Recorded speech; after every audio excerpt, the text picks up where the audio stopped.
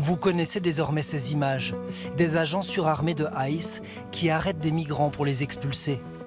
Mais saviez-vous qu'en coulisses, ces policiers sont aidés par une entreprise française, Capgemini, un fleuron du CAC 40, en mode chasseur de primes. L'œil du 20h a enquêté.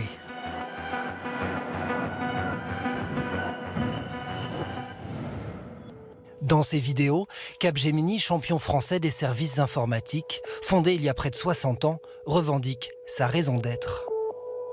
Libérer les énergies humaines par la technologie pour un avenir inclusif et durable. 350 000 collaborateurs dans le monde et une filiale américaine installée près de Washington.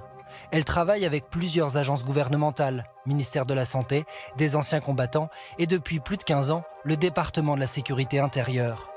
Des contrats que nous avons consultés sur les bases de données publiques.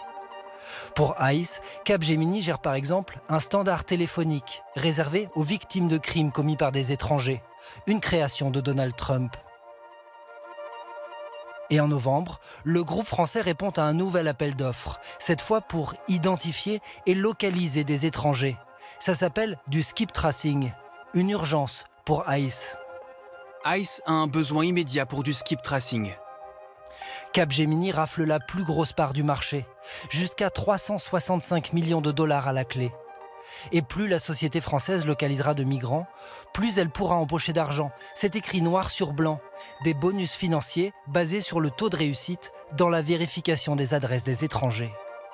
La semaine dernière encore, Capgemini assumait ce type de partenariat sur son site internet. Capgemini travaille étroitement pour aider à réduire les délais et les coûts dans l'expulsion de tous les étrangers illégaux des États-Unis.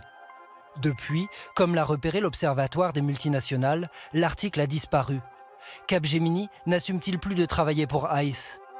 On aurait bien voulu interroger le PDG, mais l'entreprise nous renvoie vers son communiqué. Le groupe Capgemini est dans l'impossibilité d'accéder à des contrats classifiés conformément aux réglementations américaines. En clair, Capgemini affirme ignorer le détail des contrats signés par sa filiale avec ICE. Mais le groupe s'engage à les regarder de plus près.